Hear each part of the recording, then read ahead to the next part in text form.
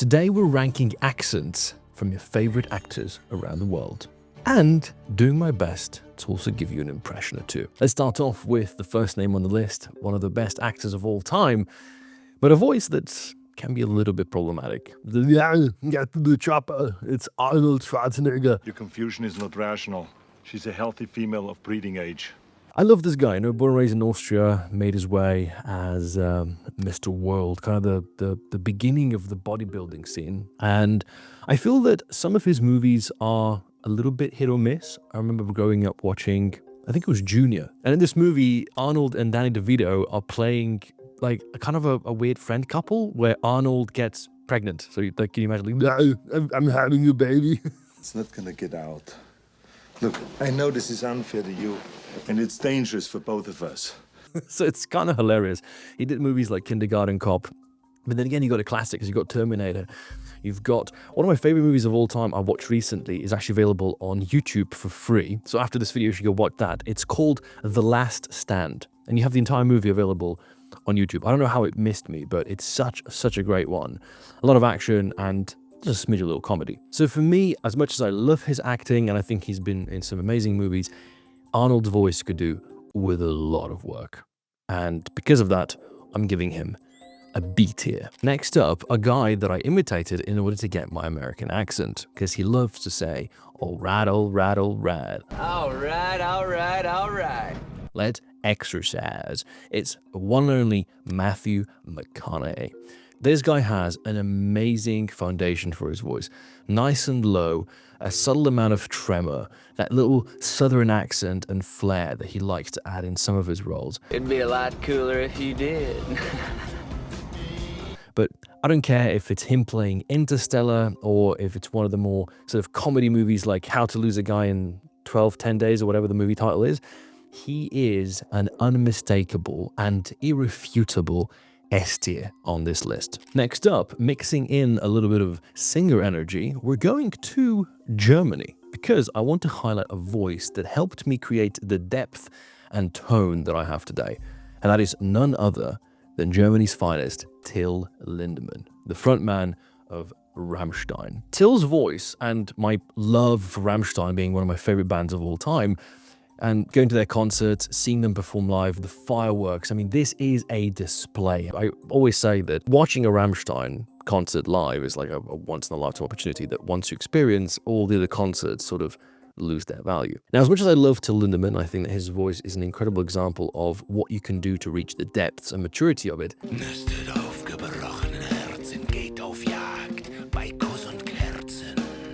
He still has an accent, which means I have to nudge him down into A tier. For our next accent, we're jumping into the UK, into movies like Lock, Stock and Two Smoking Barrels, or The Mechanic, or one of my favorites, Snatch. We've got the one and only Jason Statham. My name's Jason Statham, and I'm the mechanic. Well, I make a habit of doing things that people say I can't do.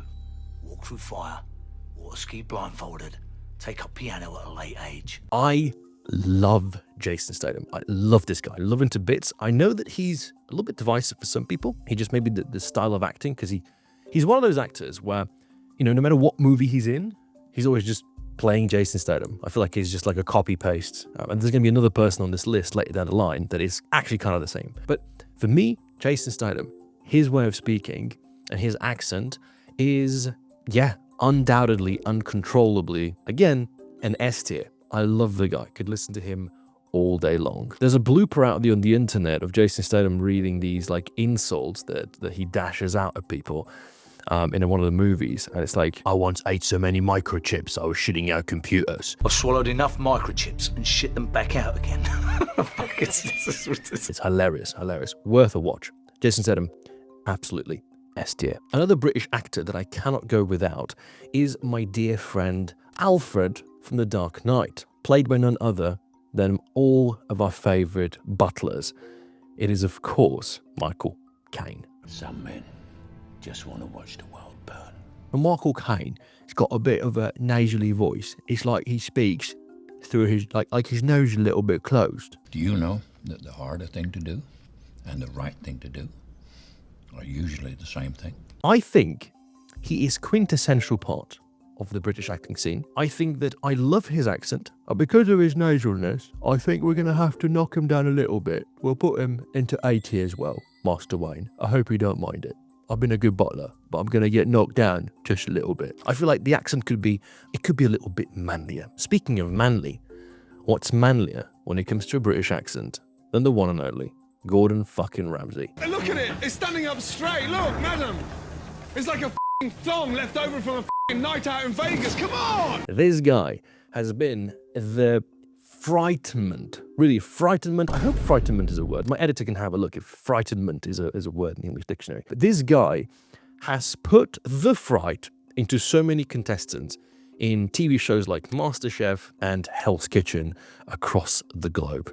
F***ing bass is f***ing raw! He is, I think, an undeniable pioneer of speaking in public television. And I believe for that reason alone, he is someone that, even though he's not your classic actor, belongs in this role. And I believe we have to put him into the good old-fashioned S tier. Plus, I made a video on Gordon Ramsay. I think it's a very good one that you should watch after you finish this one. Next up, we're going to mix things up a little bit and go to a deserted island in the middle of nowhere, because Castaway is a movie in which Tom Hanks has an incredible performance.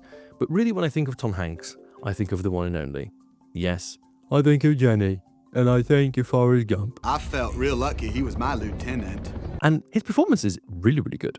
Tom Hanks's general sense of accent in movies like Terminal is also very well seen, where he plays a guy from Krakow, so he gets to go into the more Russian accent. Big Apple tour include Brooklyn Bridge, Empire State, Broadway show, Cats. He really has a fantastic collection of accents. In fact, this is the part of the video where I start asking myself the question, how can I even judge people's accents if they're actors? Because their accents are based on movie roles and not necessarily on their voice of their own.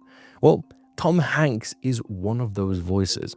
I feel that the way Tom Hanks speaks in real life is a very different Tom Hanks than how he speaks on movie roles. Where you have a very simple cue and a very simple line. And the cue might be, would you like some more coffee? For example, when I mentioned Matthew McConaughey, he has a really good voice. If you listen to any of his podcasts, it's like to die for. To sin means to miss the mark.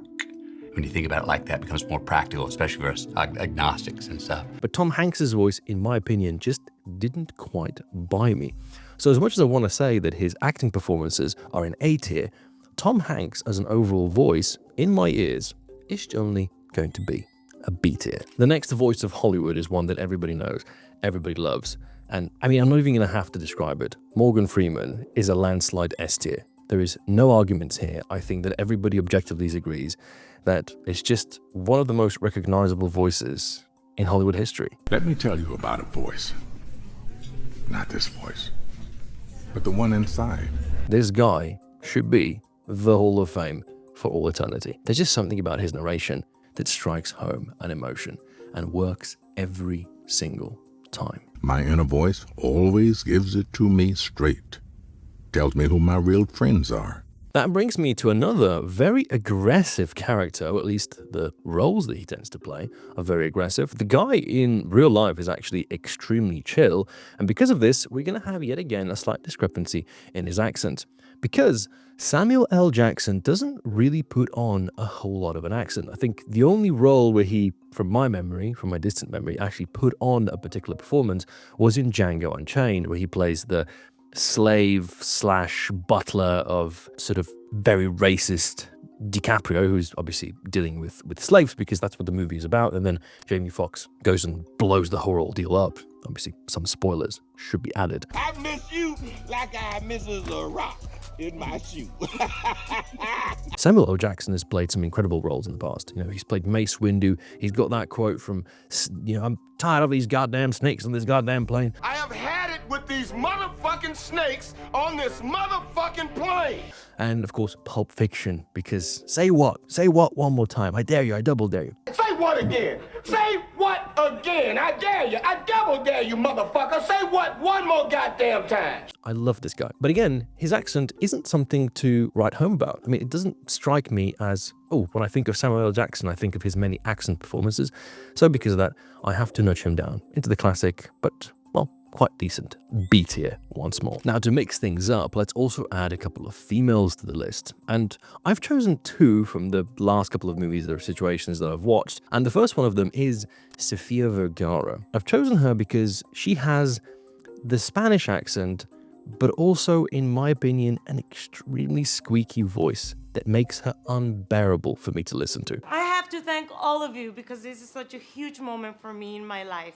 I never dreamed that I would be here in New York City. I was watching the movie Chef with Jon Favreau playing the main role, and his partner or wife is played by Sofia Vergara. Her voice, unfortunately, irritates my ears. You know that the nannies can get on the plane, so why don't you come with us and you take care of him while I work? Is the squeakiness, is the high-pitchedness, and it sometimes feels like it's a little bit forced. And because of that, she will be our first voice that I'm casting into D tier. Gorgeous woman, but accent-wise, it's just not something that I would want to listen to. The next one, however, and I'm being biased, is because we're bringing up Penelope Cruz. I have business with your father. Private business. She's been in a lot of wonderful movies. If I'm not mistaken, married to Javier Bardem, who's a very interesting character as well. I think we can have a look at his accent in some other video.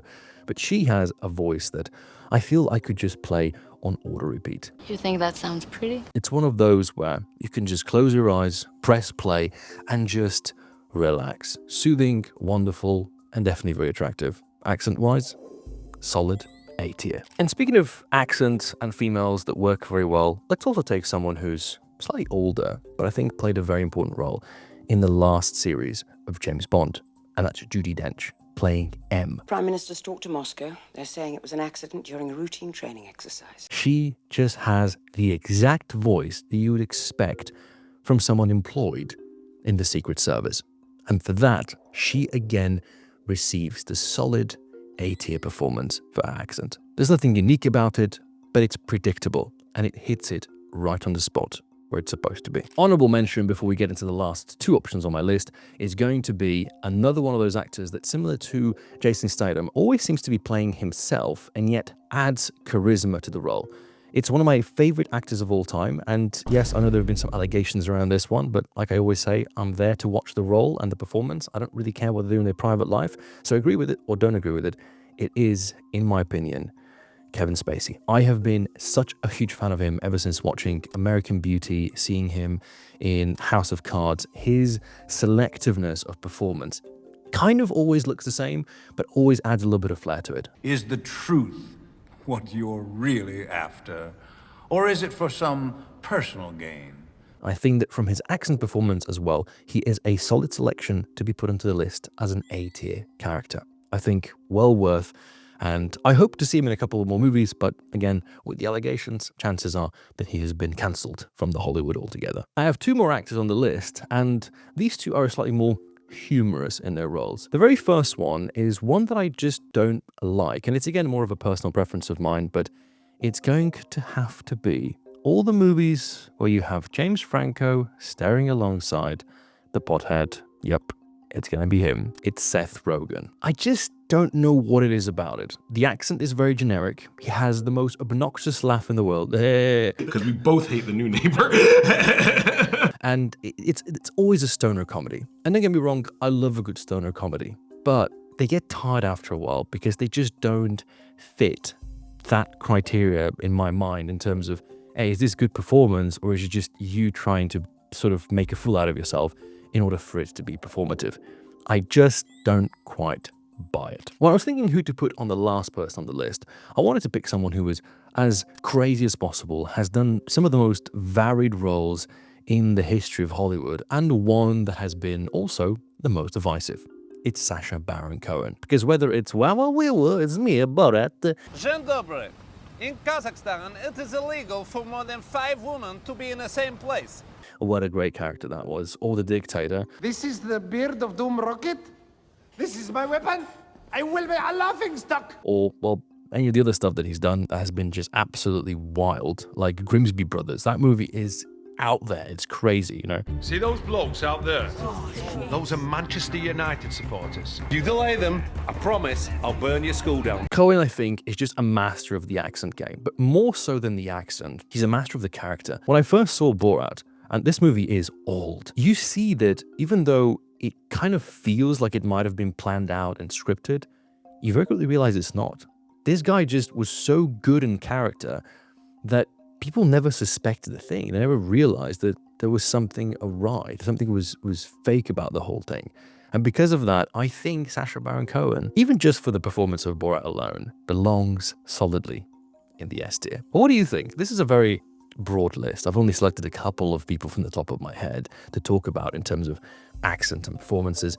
And it's probably very biased. I mean, it is very biased. I've left out so many names, but let's be real, we could be sitting here for hours going through hundreds upon hundreds of movie stars, their performances. We can throw in singers, we could throw in people that are in narration, people that work on television or the news, and that would probably take a couple of millennia to assemble a list most of you probably still wouldn't agree on. I feel that I've been a little bit biased because, in the day, judging people's accents based on their performances is a very subjective manner indeed, but this is my list, and I'm curious to know who your top 5 performers are. Who would you put in the S tier? And who would you put in the F tier? Because I deliberately didn't want to put anyone there just to not offend someone, but I can definitely think of a couple of actors whose performances, ways of speaking, probably belong down there at the bottom of the list.